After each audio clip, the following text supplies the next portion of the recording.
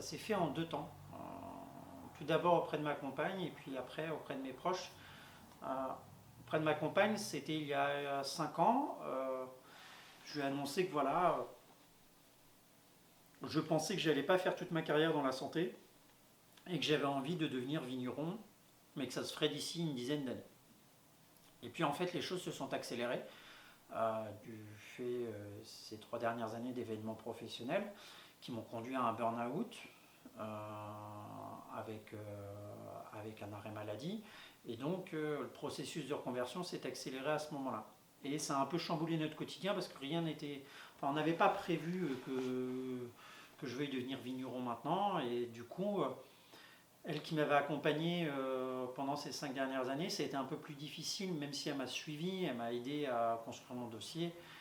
C'était un peu plus difficile pour elle parce que du fait de mon inactivité, parce que j'étais en arrêt, je me retrouvais à être focus sur le projet, à vivre projet, dormir projet, rêver projet, parler projet. Il n'y avait que ça en tête. Et c'était pour elle, je pense, assez difficile parce que il aurait été bien en fait que je prenne des temps de respiration et même pour moi, pour nous deux et puis aussi pour moi parce que ça m'aurait permis de prendre un peu de recul aussi par rapport à la construction de mon projet. C'était nécessaire et je ne l'ai pas suffisamment fait.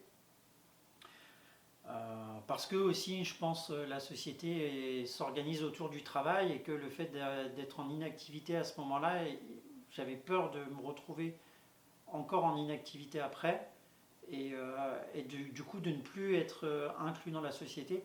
Et ça, je m'en suis rendu compte un peu plus tard que voilà, il y avait cette crainte aussi de ne plus être euh, socialement intégré. Donc voilà. Après, il y a eu le deuxième temps auprès de mes proches et de ma famille, et notamment de mes parents, où là, ça a été un peu plus compliqué. J'ai senti de la réticence, j'ai senti beaucoup de freins, peut-être du fait de leur histoire. Ils ne me voyaient pas du tout là-dedans et ils n'avaient pas conscience que c'était un choix qui était personnel et mûrement réfléchi. C'était pas une lubie, c'était pas. Et du coup, ça a été difficile pour eux de m'accompagner. Et en même temps, j'ai pas aussi mis les limites dans cette relation et dans cet accompagnement. Là où j'aurais dû dire, bah voilà, j'ai besoin de votre aide pour m'accompagner de cette façon-là.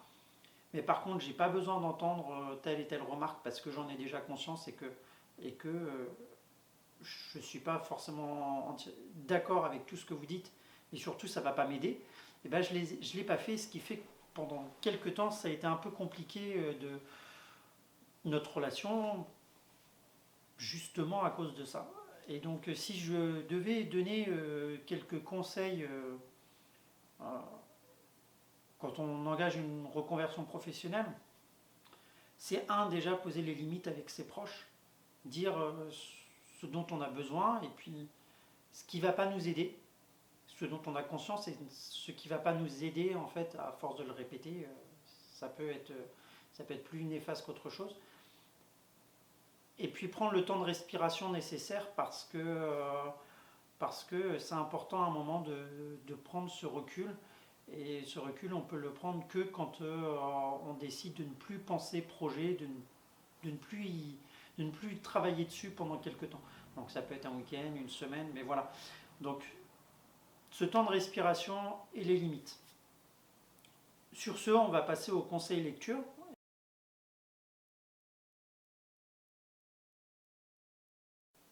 Le conseil lecture du jour. Les larmes de ma vigne de Denis Pommier. Voilà, un roman autobiographique de Denis Pommier. Donc ça s'appelle Les larmes de ma vigne, si le bio pouvait parler. Denis Pommier, c'est un vigneron qui exerce à Chablis en Bourgogne et qui depuis 2008 en fait est passé au bio. Et donc il raconte un petit peu son aventure depuis sa conversion en agriculture biologique, euh, les années de gel, les années de maladie, de la vigne. Et du coup, qu'est-ce que ça engage, les difficultés, les relations avec ses collègues. Donc voilà, c'est une super aventure. Moi, ça a été un coup de cœur quand je l'ai lu, ça a fait waouh. Je me suis dit, mais oui, mais ça m'a conforté dans l'idée que je voulais absolument devenir vigneron. Mais au-delà de ça, c'est un très beau livre. Il y a beaucoup de tendresse, beaucoup de sincérité à l'intérieur, beaucoup d'émotions. On sent que voilà, il y a mis son cœur. Et c'est un super, voilà, c'est un super bouquin. Je vous le conseille. C'est aux éditions Cherche Midi. Et voilà, et moi je l'ai payé 17 euros, donc pas cher du tout. Euh, Ça vaut le coup. Donc voilà, eh bien, écoutez, je vous souhaite une bonne fin de journée. Et puis je vous dis rendez-vous pour l'épisode 4 où on parlera de ma formation à l'EVS, donc l'école de vins et spiritueux de France, où j'ai passé mon niveau 1 et mon niveau 2 sur Paris. Et donc j'ai fait une petite vidéo par rapport à ça. Donc ça sera l'objet de notre épisode 4. Allez, ciao ciao!